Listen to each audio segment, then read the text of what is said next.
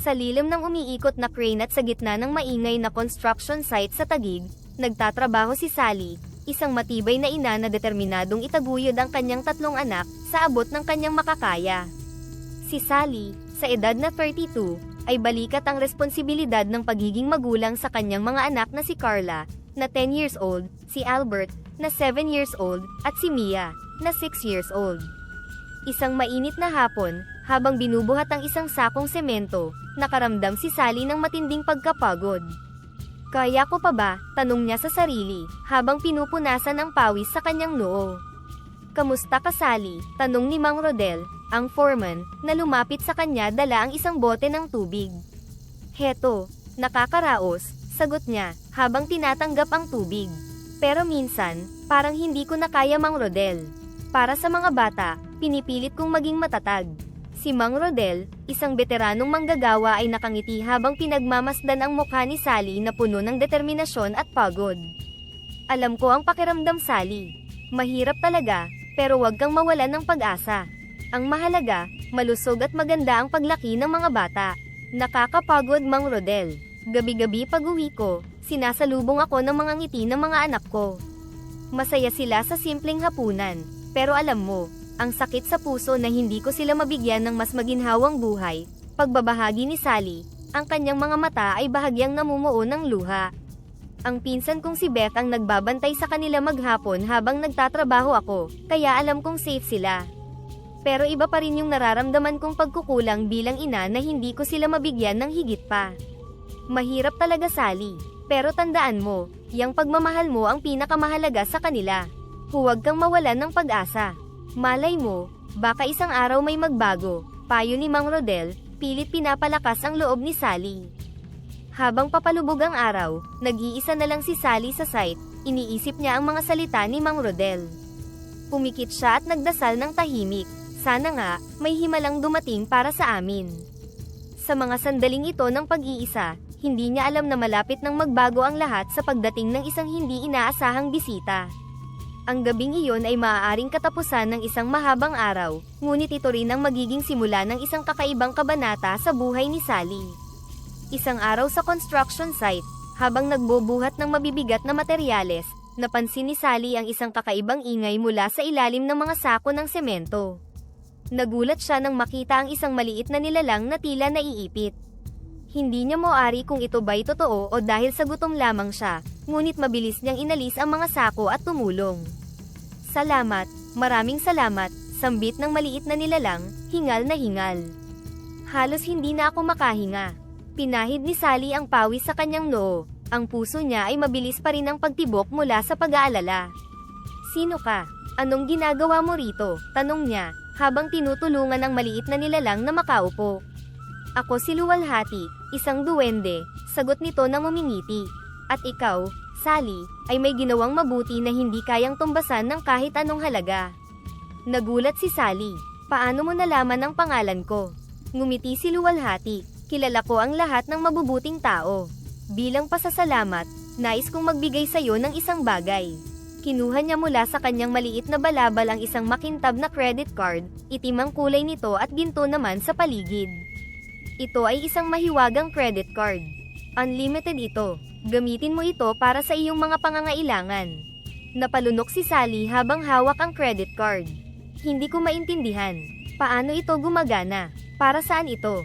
Basta gamitin mo ito ng maingat," sabi ni Luwalhati, tumingin sa kanya ng seryoso. "Makukuha mo ang lahat ng kailangan mo, pero tandaan mo, ang labis na luho ay maaaring magdala ng kapahamakan." Napalalim ang iniisip ni Sally. Totoo ba to? Wala naman talagang libre sa buhay. "Paano kung paniwalaan mo na lang," sagot ni Luwalhati, bago pa siya makapagtanong ng higit. "Nais ko lang na guminhawa ang buhay mo, Sally. Para sa'yo ito, at sa mga anak mo." Hindi pa rin makapaniwala si Sally, ngunit tinanggap niya ang credit card. "Salamat, Luwalhati. Hindi ko alam kung paano kita mababayaran." "Nagawa mo na," sagot ni Luwalhati, at sa isang iglap siya'y naglaho, na tila ba isa lamang panaginip ang lahat. Kinagabihan pag-uwi ni Sally, nadatnan niya ang mga anak na naghihintay sa mesa, gutom ngunit masaya pa ring naghihintay sa kanya. Naupo siya at iniisip ang mga posibilidad na hatid ng credit card. Kumusta ang araw mo, Nay? Tanong ni Carla, ang panganay. Mabuti naman anak, sagot ni Sally, pinipilit ang ngiti. May, natanggap akong tulong. Tulong? Tanong ni Albert, nakatingin ng may pagtataka. Anong klaseng tulong, Nay?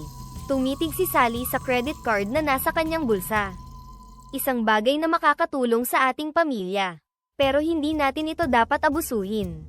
Habang kumakain sila ng payak na hapunan, iniisip ni Sally kung paano niya gagamitin ang regalo na ito. Paano ko ito gagamitin ng tama? Baka ito na ang pagkakataon na magbago ang buhay namin, sabi niya sa sarili. Ngunit sa likod ng kanyang isipan, nariyan ang pag-aalala.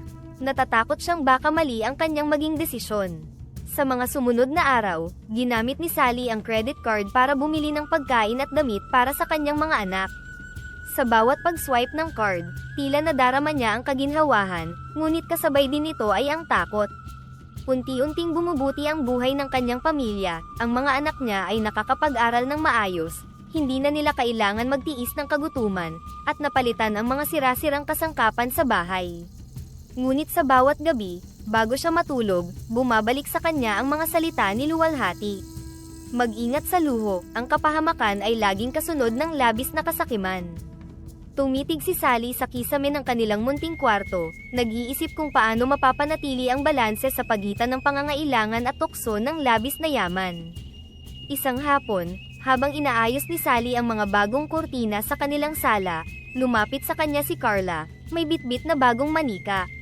Nay, salamat po sa manika. Pero, okay lang ba talaga na bilhin ang mga ito? Hindi ba tayo magsisisi? Tanong ng bata. Ang mga matay mayroong pag-aalala at pangamba. Napatigil si Sally, tinignan ng anak. Bakit mo naman naitanong yan, anak? Nagsalita si Carla. Sabi po kasi ni teacher, ang pinakamahalagang regalo daw po sa mundo ay hindi nabibili ng pera.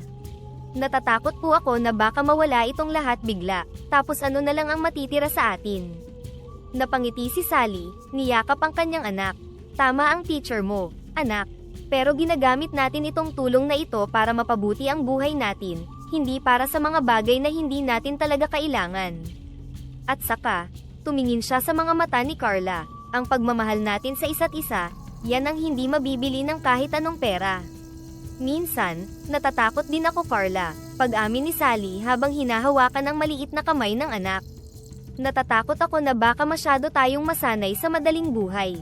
Pero palagi kong naaalala ang sinabi ni Luwalhati na mag-ingat sa luho. Kaya't hanggat maaari, ginagamit ko lang ang credit card para sa mga bagay na talagang kailangan natin. Si Carla ay ngumiti, tila mas nakakaintindi na. Nay, basta kasama ko kayo, masaya na ako. Nang gabing iyon, habang nakahiga at pinagmamasdan ang kisame ng kanilang munting kwarto, hindi maalis sa isip ni Sally ang mga salita ni Luwalhati. Ang luho at kasakiman, dalawang bagay na kailangan niyang iwasan. Ang bawat pag-swipe ng card ay may kaakibat na responsibilidad. Maging matalino ka, Sally, bulong niya sa sarili. Ang lamig ng gabi ay hindi sapat para palamigin ang kanyang nag-aalab na pag-aalala. Sa bawat pagpikit, umaalingaw-ngaw ang babala ni Luwalhati, isang paalala na sa bawat biyaya ay may kaakibat na panganib. Ang kanyang desisyon kung paano pamahalaan ang regalo na ito ay magdedetermina ng hinaharap ng kanyang pamilya. Ang mga susunod na araw ay magiging kritikal.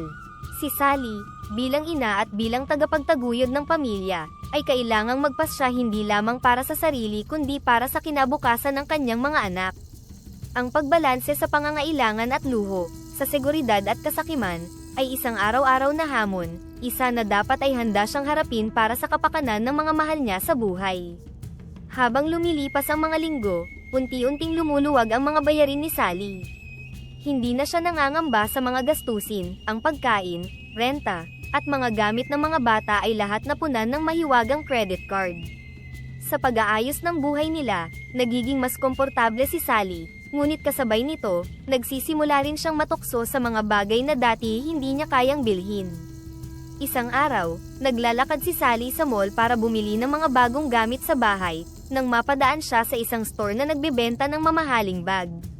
Sa likod ng salamin, isang eleganteng bag na may presyo na ₱250,000 ang nakahain. Hindi niya maiwasang titigan ito, bagay na dati tila imposibleng maabot. "Pumasok po kayo, ma'am," pag-imbita ng sales lady na nakangiti. Maganda itong bag na tinitingnan nyo, limited edition po. Nag-alangan si Sally, ngunit pumasok pa rin. Tingnan ko nga lang, sabi niya, habang hinahaplos ang makintab na balat ng bag. Habang tumatagal, ramdam niya ang pagnanais na mabili ito. Bagay na bagay po sa inyo, dagdag ng sales lady, habang iniaabot kay Sally ang bag para subukan. Nang makita niya ang sarili sa salamin, hindi niya maiwasang humanga. Naramdaman niya ang kakaibang kilig, tila ba ang simpleng buhay na dating mayroon siya ay biglang umangat. Sige, kukunin ko ito, sabi niya, kahit may kaunting kaba sa dibdib. Alam niyang hindi ito pangangailangan, ngunit sa loob-loob niya, nararapat din naman siyang bigyan ng kaunting reward sa lahat ng kanyang pinaghirapan. Paglabas ng tindahan, bitbit ang mamahaling bag, ramdam ni Sally ang kasiyahan at saya. Subalit, kasabay ng kasiyahang iyon ay ang bahagyang pag-aalala. Sana tama itong desisyon ko, bulong niya sa sarili. Ngunit binura niya agad ang pag-aalinlangan, iniisip na isang beses lang naman ito. Lumipas ang ilang linggo, at kasunod ng pagbili ng mamahaling bag, sinimulan na rin ni Sally ang pagsubok sa mga bagay na dati hindi niya iniisip na bibilhin. Isang araw, habang kasama niya si Albert at Mia sa isang car dealership, upang bumili ng simpleng sasakyan para sa pamilya, nahulog ang loob niya sa isang mamahaling SUV. Nay, ang ganda ng sasakyan na to, bulalas ni Albert, habang hinahaplos ang makintab na pintura ng sasakyan. Oo nga, Nay, dagdag ni Mia, saktong-sakto para sa ating mga biyahe. Napatitig si Sally sa sasakyan, iniisip kung gaano magiging maginhawa ang kanilang buhay kung ito ang kanilang magiging bagong kotse. Isang SUV na maaaring dalhin sa mga out-of-town trips, komportable at maluwag. Pero hindi ba't ito'y sobra? Tanong niya sa sarili. Subalit, sa ilalim ng pagtutulak ng mga ngiti ng kanyang mga anak at sa init ng sandali, napagpasyahan niyang bilhin ito. Sige, bibilhin ko ito, sabi ni Sally sa car dealer, kahit may kaunting takot sa loob niya. Sa paglabas nila ng dealership, nakangiti si Sally habang nakasakay ang mga bata sa likod ng bagong sasakyan. Sarap ng buhay, sigaw ni Albert habang tinitignan ang bawat sulok ng loob ng kotse. Ngunit ng gabing iyon, nang mag-isa na lamang si Sally sa kanyang silid, bumalik ang mga salita ni Luwalhati. Mag-ingat sa luho, ang kapahamakan ay laging kasunod ng labis na kasakiman. Tumingin siya sa kisame, iniisip kung tama nga bang simulan ang pagbili ng mga bagay na hindi nila tunay na kailangan. Ilang buwan ang lumipas, at ang unang pagbili ng mamahaling bag at SUV ay sinundan pa ng iba pang luho. Nang minsang dumaan ulit si Sally sa showroom ng mga kotse, nakita niyang may bagong modelo na mas maganda at mas high-tech, kaysa sa SUV na kanyang nabili. Sa kabila ng kakaunting gamit ng kanilang kasalukuyang sasakyan, hindi mo ba gustong palitan ang SUV mo ng mas mahal at mas magandang modelo na ito? Tanong ng dealer, sabay ngiti. May magandang deal kami ngayon. Napaisip si Sally. Bakit hindi? Tanong niya sa sarili. Sa loob ng ilang oras, muli siyang nagdesisyon. Isa na namang kotse ang nakuha niya, at muli, naramdaman niya ang parehong kasiyahang may halong pangamba. Ngunit sa bawat bagong gamit na binibili niya, unti-unting nawawala ang linaw ng layunin ng card. Ang mga bagay na dati sapat na para sa kanyang pamilya, ngayon ay napalitan ng pagnanasa para sa higit pa. Nagsisimula ng lumabo sa kanyang isipan ang paalala ni Luwalhati tungkol sa luho at kasakiman. Sa isang marangyang kasino sa Maynila, nahanap ni Sally ang sarili niyang unti-unting nilalamon ng kinang ng mga ilaw, at ingay ng mga slot machine. Sa simula, dinala lamang siya ng kanyang mga kaibigan bilang pagdiriwang ng isa sa kanilang mga kaarawan. Hindi niya inaasahan na mahuhulog siya sa mundo ng pagsusugal. Subukan mo lang, Sally. Isang beses lang naman, aya ng kanyang kaibigan, si Nancy, habang inaabot sa kanya ang ilang chips. Napatingin si Sally sa mesa ng blackjack, nag-aalangan. Pero, hindi ako marunong nito, sagot niya.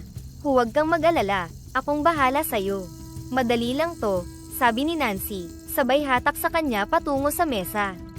Sa ilang unang round, nanalo si Sally. Ang kanyang puso ay tumibok ng mabilis sa bawat paghawak ng dealer sa mga baraha, at sa tuwing mananalo siya, isang kakaibang saya ang nadarama niya, saya na hindi niya pa nararamdaman sa ibang aspeto ng kanyang buhay. Lalo itong umigting nang gamitin niya ang magic credit card upang kumuha ng dagdag na chips. Mukhang swerte ka ngayong gabi, Sally, komento ni Nancy, nang makita ang paglaki ng tumpok ng chips sa harap ni Sally. Ngunit habang tumatagal, lumalaki rin ang taya ni Sally. Sa una, mga maliliit na halaga lamang ang kanyang nilalaro, ngunit nang magsimula siyang matalo, naisip niyang baka sa susunod na round ay makabawi siya. Isang beses pa, baka sa susunod manalo na uli ako, bulong niya sa sarili, hindi na mamalayan na nalululong na siya sa pagsusugal. Isang gabi, matapos ang ilang oras sa kasino, naubos ni Sally ang lahat ng chips na kanyang napanalunan. Napabuntong hininga siya, tumitig sa wala. Ang adrenaline ng pagkapanalo ay napalitan ng bigat ng pagkatalo. Siguro tama na muna ngayon Sally, sabi ni Nancy, inilalagay ang kamay sa balikat ni Sally. Parang napasarap yata ang laro mo. Sumang-ayon si Sally, ang kanyang isipan ay puno ng magkahalong damdamin. Oo, tama ka. Marahil ay dapat ko nang itigil. Ngunit sa loob-loob niya, naroon pa rin ang kagustuhan na magpatuloy.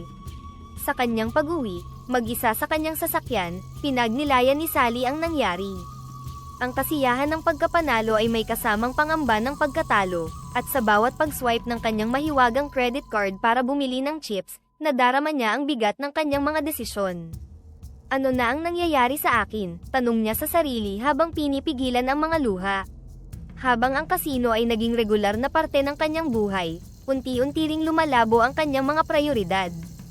Hindi na lang mga gamit sa bahay o bakasyon ang kanyang binibili, kundi pati na rin ang bawat gabi sa kasino. Nawawala na ang Sally na minsang nagtitipid para sa kinabukasan ng kanyang mga anak. Ngayon, nalululong na siya sa pagsusugal, at hinahabol ang bawat pagkakataon na baka sa susunod na pagtaya, siya ay manalo muli. Sa kanyang pag-iisa, nagsimula siyang magtaka, paano kung tuluyan na akong mawalan ng kontrol. Ngunit sa tuwing magpapasya siyang tumigil, isang bahagi ng kanyang isipan ay laging nagbibigay ng dahilan para magpatuloy pa. Ang dating pangarap na magbigay ng mas magandang buhay para sa kanyang mga anak, ay unti-unti nang napapalitan ng kagustuhan na maramdaman ang susunod na panalo. Isang maaliwalas na gabi, sa madilim na kapaligiran ng kasino, kung saan ang mga ilaw ng slot machines at ang tunog ng mga chips ay umuugong sa paligid, sinamahan ni Sally ang kanyang matalik na kaibigan na si Jenny, para sa isang gabi ng pagsusugal. Si Sally, na ngayon ay bihasa na sa ritmo ng kasino, ay daladala ang kanyang credit card na walang pag-aalinlangan sa paggamit. Habang hinihintay ang dealer na ibigay ang mga baraha, sinimulang buksan ni Sally ang tungkol sa mahiwagang credit card. Alam mo Jenny, itong card na ito ay hindi basta-basta, mahinang sabi ni Sally, ang kanyang boses ay bahagyang mayabang. Anong ibig mong sabihin? Tanong ni Jenny, ang kanyang mga mata ay kumikislap sa interes. Itong card na ito, patuloy ni Sally habang pinapakita ang makintab na itim na card na nasa kanyang mamahaling wallet, binigay ito sa akin ng isang duwende. Oo, duwende. At walang limitasyon ito, kayang-kaya kong bilhin ang lahat ng gusto ko. Si Jenny, na hindi makapaniwala, ay tumawa ng kaunti. Duwende. Sally, sigurado ka bang hindi ka lang nadadala ng mga panalo mo dito? Seryoso ang mukha ni Sally. Totoo Jenny, tingnan mo ito, halos lahat ng gamit ko, mula sa mga damit hanggang sa bagong kotse, maging ang mga bakasyon namin, ito ang dahilan. Pagkatapos, kinuha ni Sally ang card at ipinahawak ito kay Jenny. Habang pinagmamasdan ang card, nadama ni Jenny ang isang kakaibang damdamin. Ang ideya na magkaroon ng ganitong kapangyarihan ay kakaiba at kaakit-akit. Kung ganun, talagang napakagaling nga ng card na ito. Kakaiba talaga Sally, aniya, subalit sa likod ng kanyang isip ay umuusbong na ang isang plano. Ang gabi ay nagpatuloy, at lalong lumalim ang kanilang usapan tungkol sa mga luho na nabili ni Sally dahil sa card. Nagpatuloy sila sa pag-inom at pagsusugal, at unti-unting inantok si Sally hanggang sa hindi na niya namalayan na nakatulog na pala siya sa kanilang VIP lounge. Samantala si Jenny, na nag-aalabang pagnanasa na maranasan din ang kapangyarihan ng card, ay maingat na kinuha ang card mula sa wallet ni Sally. Pasensya na Sally, bulong niya, pero kailangan kong subukan ito. Para malaman ko kung totoo. Nang mag-isa na si Jenny, kanyang tinungo ang isang kilalang tindahan ng mamahaling mga gamit sa gitna ng syudad. Puno ng excitement at pag-asa, pinili niya ang ilang mamahaling damit, iniisip na ito na ang magiging simula ng kanyang bagong buhay, na puno ng karangyaan at walang pag-aalala. Habang lumalapit siya sa counter, may ngiti sa kanyang mukha. Ito miss, paki-punch na lang please, sabi niya sa sales clerk, sabay abot ng mahiwagang credit card. Ngunit, ang ngiti niya'y agad na palitan ng pagtataka, nang makita niyang ilang beses tinanggihan ang transaksyon. Ma'am, mukhang may problema po sa card ninyo, sabi ng clerk, na may halong pagtataka at pag-aalala. Subukan mo ulit, baka may mali lang sa pag-swipe, sagot ni Jenny, pinipilit panatilihin ang kanyang composure, kahit na nagsisimula na siyang mag-alala. Ngunit, kahit ilang ulit pa itong sinubukan, paulit-ulit lang na tinanggihan ang transaksyon. Pakiramdam ni Jenny ay para siyang binuhusan ng malamig na tubig. Lumabas siya ng tindahan na luhaan at naguguluhan, hindi maipaliwanag kung bakit hindi gumana ang card. Naglakad siya pabalik sa kanilang hotel room, ang kanyang isip ay puno ng takot at pagsisisi. Ano ang nangyayari? Bakit hindi ito gumana para sa akin? Tanong niya sa sarili habang patuloy ang kanyang paglalakad, ang mga paay mabigat at ang puso'y mayroong pangamba. Pagbalik sa hotel, kanyang nadatnan si Sally na naghihintay sa lounge, at tila nag-aalala. Jenny, saan ka galing? Kanina pa kita hinahanap, tanong ni Sally, ang kanyang mukha ay puno ng pag-aalala.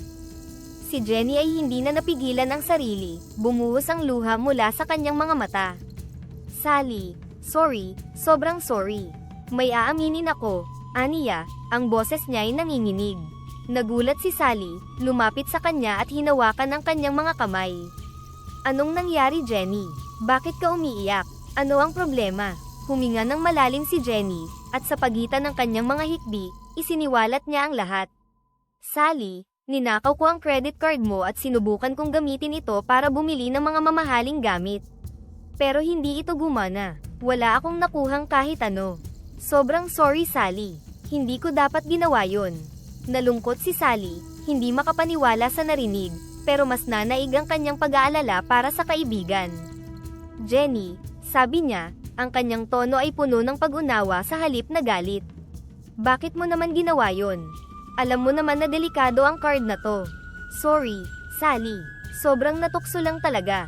Naisip ko lang na baka magkaroon din ako ng ginhawa kagaya mo, paliwanag ni Jenny, ang kanyang mga matay humihingi ng kapatawaran. Si Sally, bagamat nasaktan, ay niyakap si Jenny. Naiintindihan ko, pero sana sinabi mo lang. Ang card na ito, may mga kondisyon. Hindi ito basta-basta, pero napatawad na kita Jenny. Mahalaga sa akin ang ating pagkakaibigan. Sa sandaling iyon, nadama ni Jenny ang bigat ng kanyang ginawa, at ang kabutihan ni Sally. Nangakong itatama niya ang kanyang mga pagkakamali, at pinasalamatan niya si Sally sa pagpapatawad at pag-unawa. Sa gabing iyon, mas natutunan nila ang halaga ng tiwala at tunay na pagkakaibigan, sa kabila ng tukso at pagkakamali. Sa isang eksklusibong butik sa Makati, nakatayo si Sally, hawak ang Hermes bag na nagkakahalaga ng 1.8 million pesos. Sa isip niya, ang bag na ito ang magiging perpektong dagdag sa kanyang lumalaking koleksyon ng luxury items. Nakasuot siya ng pinakamahusay niyang damit para sa espesyal na araw na ito, ang araw na sa wakas ay makakabili siya ng isang bagay na matagal na niyang pinapangarap. Ngunit nang iabot niya ang magic credit card sa sales clerk, isang biglaang tensyon ang kanyang naramdaman. Naghihintay siya, umaasa na walang magiging problema, ngunit ilang segundo lang ang lumipas, ibinalik ng clerk ang card. Sorry po ma'am, ngunit hindi po ma-process ang inyong transaksyon, sabi ng clerk, ang kanyang boses ay puno ng pag-aalala. Subukan mo ulit, please, sabi ni Sally, ang kanyang boses ay nanginginig. Pilit niyang itinago ang pagkabalisa na baka tuluyan nang ang tumigil ang paggana ng card. Ngunit kahit ilang beses pang sinubukan ng clerk, ang resulta ay pareho. Hindi po talaga ma-approve ma'am, sabi ulit ng clerk. Napuno ng frustration at kahihiyan, mabilis na umalis si Sally sa butik, iniwan ang bag na hindi nabili. Sa labas, napasandal siya sa dingding, pilit na kinakalma ang kanyang sarili. Sa sandaling iyon, tumawag siya kay Jenny, ang kanyang boses ay halos hindi matinag dahil sa galit at takot. Jenny, hindi na gumagana ang credit card. Lahat ng transaksyon ay hindi ma-approve, ani Sally, ang kanyang tinig ay nanginginig. Anong gagawin mo ngayon, Sally? Tanong ni Jenny, ang kanyang tono ay puno ng pag-aalala. Gusto kong ituloy ang buhay na nasimulan ko na. Ayokong bumalik sa dati, sagot ni Sally, halos pabulong. Sa isip niya, umiikot na ang mga gulong ng desperasyon. Sa kawalan ng ibang mapagkukunan, napagdesisyonan ni Sally na lumapit sa mga loan shark. Umutang siya ng malaking halaga upang ipagpatuloy ang kanyang bisyo sa pagsusugal, umaasang ito ang magiging solusyon sa kanyang problema.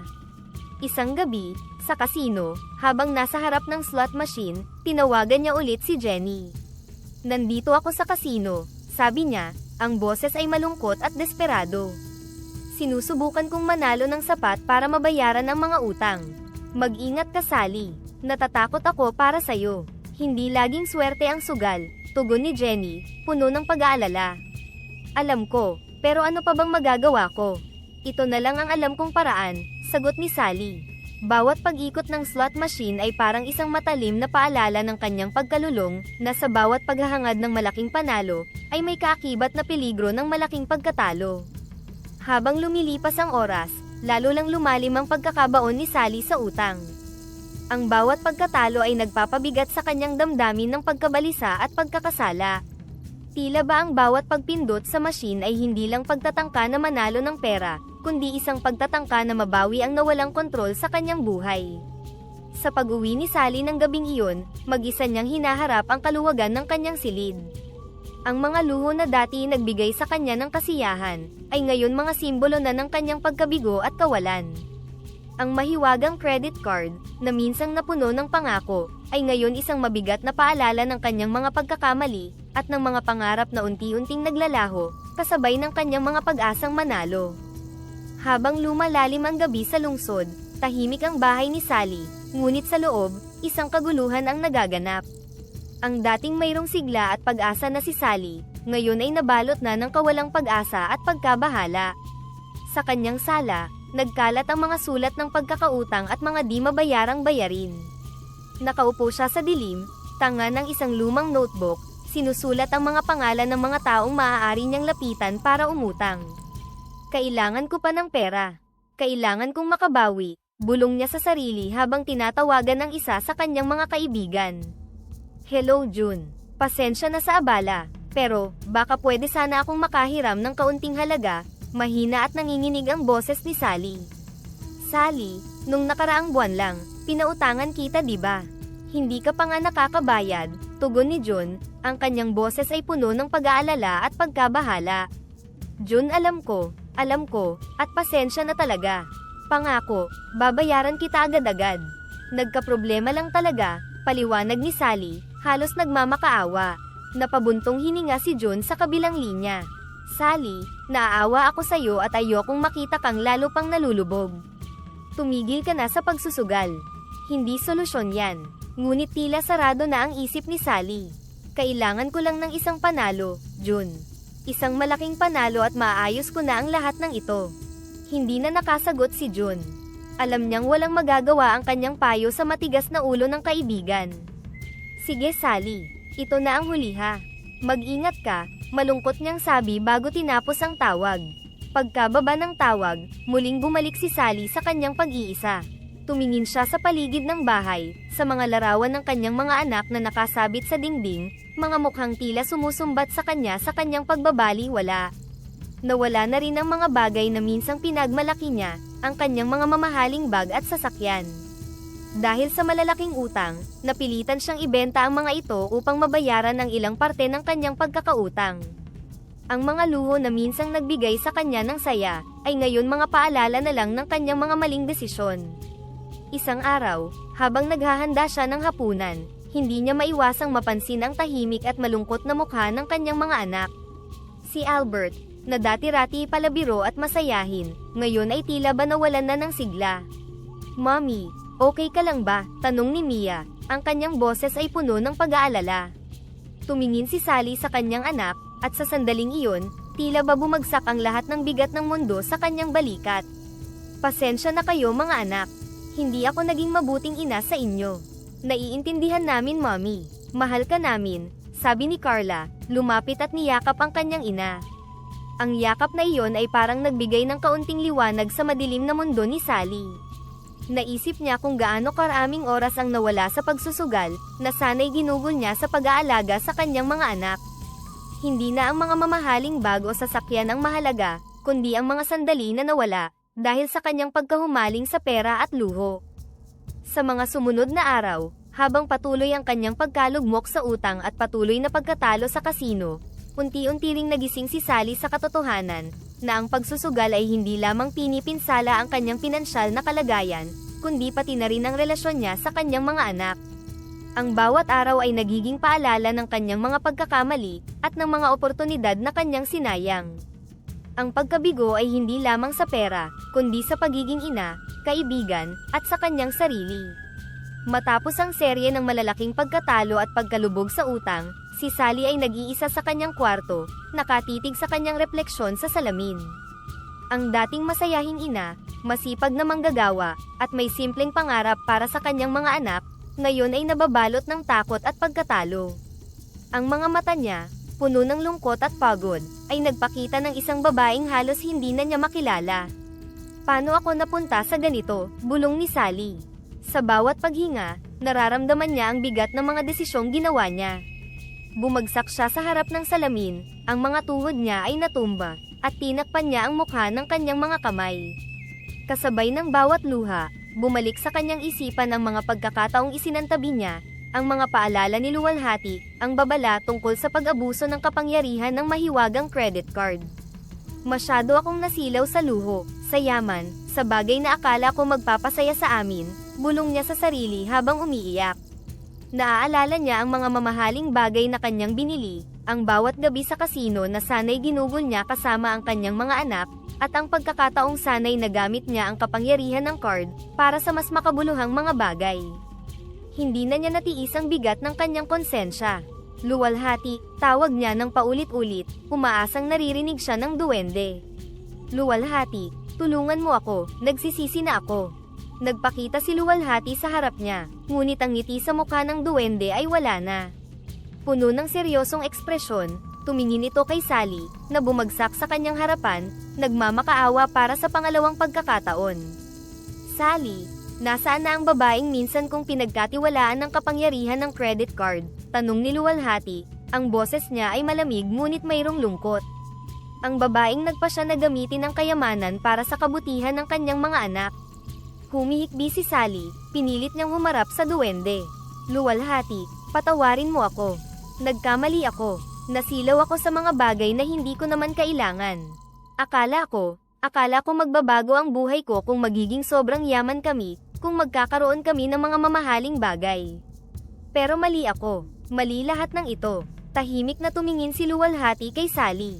Sa sandaling iyon, kitang-kita niya ang lubos na pagsisisi sa mukha ng babae.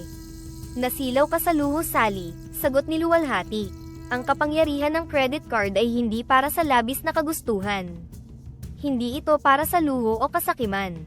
Ito ay isang regalo na magdadala sana ng kaginhawaan sa buhay mo at ng iyong pamilya, ngunit pinili mong gamitin ito para sa mga bagay na walang halaga. Nanginig si Sally sa bigat ng mga salitang iyon. Alam ko, Luwalhati, alam ko. Pero, tulungan mo naman ako, bigyan mo pa ako ng isa pang pagkakataon. Babalik ako sa dati, magiging maingat ako. Napailing si Luwalhati. Hindi ganon kadali, Sally. Ang bawat desisyon na ginawa mo ay may katumbas na resulta.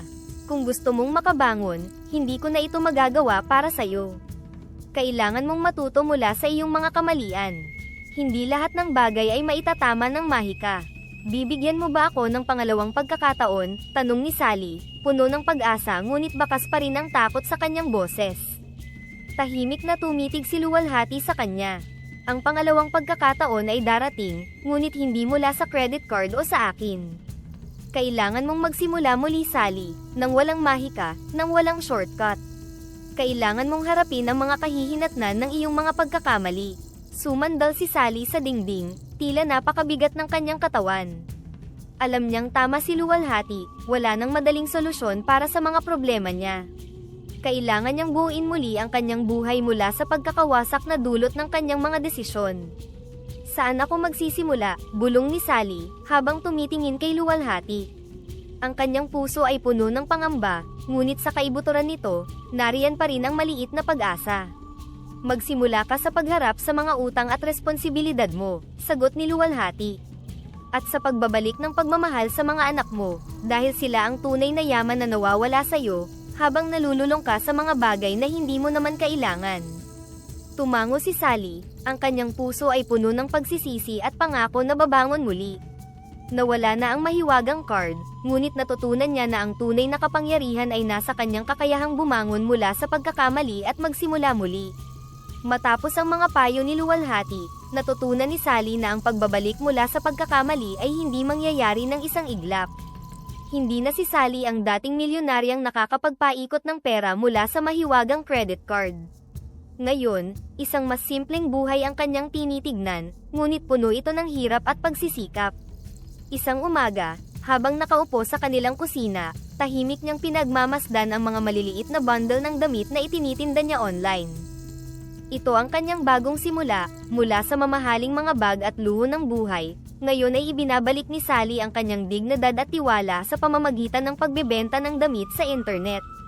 Habang inaayos ang mga damit, narinig niyang tumunog ang kanyang cellphone. Isang mensahe mula sa isang dating kaibigan ang bumungad sa kanya, "Sally, anong nangyari? Ikaw na dating milyonarya, nag-o-online selling na lang ngayon." Naramdaman ni Sally ang sakit ng mga salita. Para bang isang tusok sa kanyang puso ang bawat tanong na nag-ugat mula sa kanyang dating estado. Tumitig siya sa kanyang mga kamay na minsang humawak ng mamahaling bag, ngayon ay nag-aayos ng murang mga damit, para may padala sa kanyang mga customer. "Bakit ka pa nagtitinda ng damit, Sally? Hindi ba't dati napakayaman mo?" Tanong ng isa pang mensahe mula sa isa pang kakilala. Huminga ng malalim si Sally. Nararamdaman niya ang panghuhusga ng mga tao, ngunit tinuruan siya ng kanyang mga karanasan na hindi lahat ng masakit ay dapat gawing dahilan para bumalik sa dating ugali. Tumayo siya, itinuloy ang pag-aayos ng kanyang mga itinitinda. Alam niyang hindi maiiwasan ang tsismis, ngunit alam din niyang ito na ang tamang landas. Isang gabi, habang tahimik silang kumakain ng kanyang mga anak, napansin ni Carla ang bigat na dala ng kanyang ina. "Mommy, okay ka lang ba?" tanong ni Carla. Ang kanyang mukha ay puno ng pag-aalala. Tumingin si Sally sa kanyang anak, at kahit mayroong lungkot sa kanyang puso, ay ngumiti siya. "Oo anak, okay lang ako. Natututo akong bumangon muli. Hindi madaling magsimula ulit, pero mas masaya ako ngayon dahil kasama ko kayo." "Naiintindihan ko po, Mommy," sabi ni Carla, at niyakap ang kanyang ina. "Alam namin na nagsusumikap ka para sa amin, at proud kami sa'yo." Dahil sa mga salitang iyon, nagkaroon ng lakas ng loob si Sally. Unti-unti niyang nababayaran ang mga utang na iniwan ng kanyang pagkakalulong sa sugal, at unti-unti rin niyang inaalagaan muli ang relasyon sa kanyang mga anak. Simula sa maliliit na bagay, tulad ng sabay-sabay na pagkain ng hapunan at pag-uusap tungkol sa kanilang araw, naramdaman niyang muling bumabalik ang koneksyon nila bilang pamilya. Hindi laging madali ang proseso. May mga araw na napakahirap para kay Sally, lalo na kapag naririnig niya ang mga tao na pinag-uusapan siya sa likod. Isang hapon, habang nag-aayos ng mga orders sa kanilang bahay, narinig niya ang usapan ng mga kapitbahay. "Si Sally, di ba dati milyonarya yan?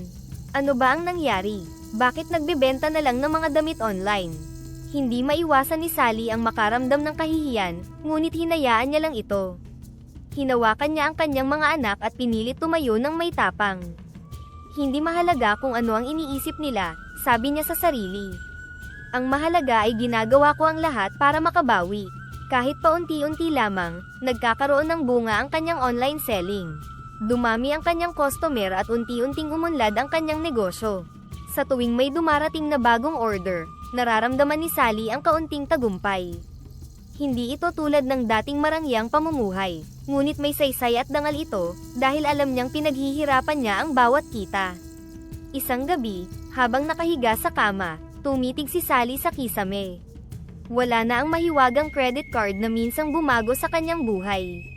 Wala na rin ang luho at yaman na minsang nagpadala sa kanya sa kasakiman. Ngunit sa halip, naramdaman niya ang kapayapaan, isang kapayapaang nagmumula sa tunay na pagtatrabaho at pagmamahal sa kanyang pamilya. "Magpatuloy ka lang, Sally," bulong niya sa sarili. "Babangon ka ng walang magic. Babangon ka dahil sa sarili mong pagsisikap."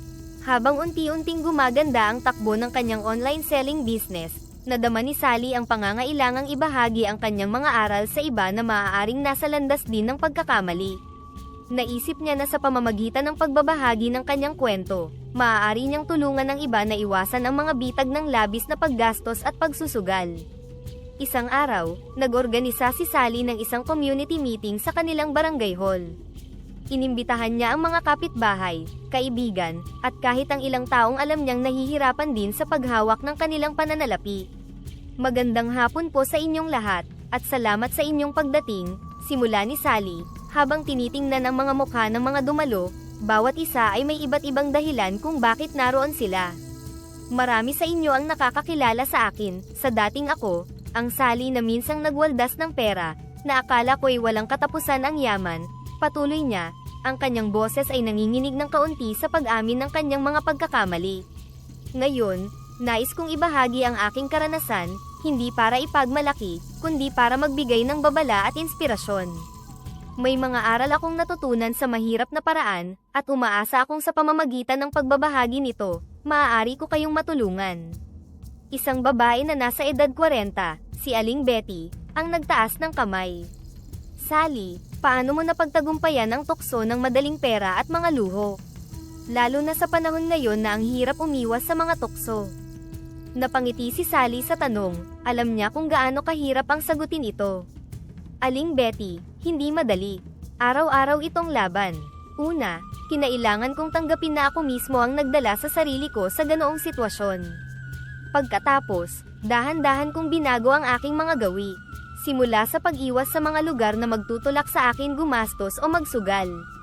Tinutukan ko rin ang pagbabudget at sinimulang bayaran ng aking mga utang. Nakipag-ugnayan ako sa mga taong pinagkakautangan ko at humingi ng mas maayos na plano sa pagbabayad.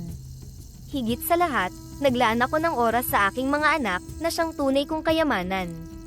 Isang kabataang lalaki, si Ricky, ang sumunod na nagtanong, Ate Sally, paano mo hinawakan ang mga panghuhusga ng iba? Hindi ba't nakakapanghina ng kalooban yun? Minsan oo, tugon ni Sally, ngumiti siya, naaalala ang mga araw na halos hindi niya kayang harapin ang mga tao. Pero natutunan ko, na ang opinyon ng iba ay hindi dapat magdikta ng iyong halaga. Ang mahalaga ay kung paano ka bumangon at itinuwid ang iyong mga pagkakamali. Habang patuloy ang talakayan, nadama ni Sally ang lumalalim na koneksyon sa kanyang komunidad. Sa bawat tanong at sa bawat sagot, nadama niya ang pag-angat ng bigat na matagal na niyang dala. Sa wakas, sa pamamagitan ng kanyang pagbabahagi, naramdaman niya na hindi lang siya nag-iisa sa pagharap sa mga pagsubok. Ang kanyang kwento, bagaman maraming pagkakamali, ay naging isang ilaw ng pag-asa at katatagan para sa iba. Sa pagtatapos ng pagtitipon, lumapit si Aling Betty kay Sally. Salamat sa iyong tapang, Sally. Hindi mo alam kung gaano kahalaga ang iyong mga salita sa amin.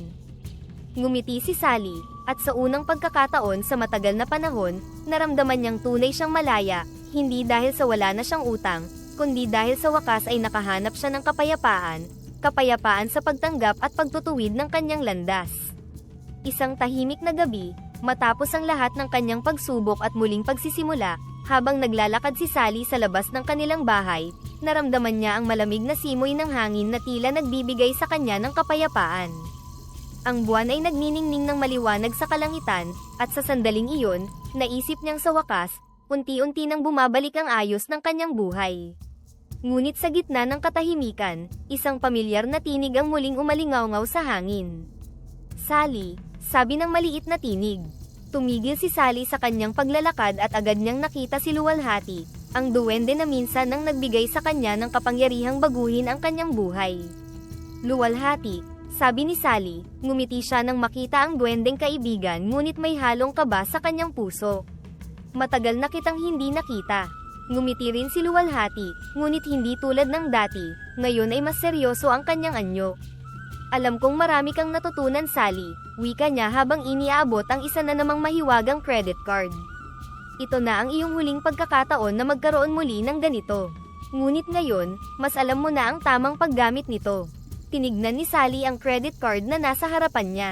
Dati-rati, kapag nakikita niya ito, nadarama niya ang kasiyahan na tila ba lahat ng problema niya ay may madaling solusyon. Ngunit ngayon, hindi na iyon ang nararamdaman niya. Ang card, bagaman nagdala ng kaginhawahan, ay simbolo rin ng lahat ng kanyang pagkakamali, ng lahat ng pagkakataong isinantabi niya ang mas mahalagang mga bagay, para sa mga bagay na pansamantala. Ang huling pagkakataon, ulit niluwalhati, hinahawakang mahigpit ang credit card. Nagtagal si Sally, iniisip ang alok ni luwalhati. Sa sandaling iyon, bumalik sa kanyang isipan ang lahat ng mga pagsubok na hinarap niya, ang mga panahong nabalot siya ng luho, ang mga araw na nalugmok siya sa mundo ng pagsusugal, at ang mga oras na nakalimutan niyang pahalagahan ang kanyang pamilya. Ngayon, natutunan niya na hindi kayamanan o kapangyarihan ang tunay na nagbibigay ng kasiyahan sa buhay. Ang kanyang mga anak, ang kanyang pagsisikap, at ang kanyang muling pagbangon, sila ang tunay na kayamanan na natagpuan niya. Hindi ko na kailangan, luwalhati, sabi ni Sally, mahinahon ngunit mayroong tiwala sa sarili. Alam ko na ngayon ang halaga ng pagsusumikap. Hindi ko na kailangan ng mahiwagang credit card para mabuhay ng masaya. Mas natutunan ko ang halaga ng mga simpleng bagay at ng pag-ibig ng pamilya. Napatitig si luwalhati kay Sally. Ngumiti siya, tila ba masaya sa sagot ni Sally. Alam ko na tama ang naging desisyon ko noon na ikaw ang bigyan ko ng mahiwagang credit card. Ngunit ngayon, mas ikinatutuwa ko ang desisyon mong tanggihan ito. Ngumiti si Sally. Salamat sa lahat ng itinuro mo sa akin luwalhati. Dahil sa iyo, natutunan ko ang mga aral na kailangang matutunan. Habang nagpapaalam si luwalhati, alam ni Sally na ito na ang huling pagkakataon na makikita niya ang duwende. Naglaho si luwalhati na may ngiti sa kanyang mukha, at sa kanyang pag-alis, kasama niyang dinala ang mahiwagang credit card. Sa paglagay ng mga bagay sa tamang lugar, naramdaman ni Sally na ang kanyang buhay ay mas buo na ngayon, hindi dahil sa kayamanan o kapangyarihan, kundi dahil sa mga aral na natutunan niya mula sa kanyang pagkakamali. Sa mga sumunod na araw, bumalik si Sally sa kanyang normal na gawain, nagpatuloy sa kanyang online business at ginugol ang mas maraming oras kasama ang kanyang mga anak. Ang kanyang negosyo ay patuloy na lumago, at ang kanyang pamilya ay mas nagkakalapit pa. Alam niya na ang tunay na yaman ay hindi nasusukat sa dami ng pera, kundi sa relasyon at sa bawat pagsisikap na ibinubuhos sa kanilang pang-araw-araw na buhay. Ang kwento ni Sally ay nagtapos na may malinaw na aral, ang pagsusumikap, pagmamahal, at pagtutuwid ng mga pagkakamali ay mas mahalaga kaysa sa anumang bagay na maibibigay ng magic o kayamanan. Ngayon, mas buo na ang kanyang pananaw sa buhay, puno ng pagpapakumbaba, at tunay na kaligayahan na hindi kailanman mawawala.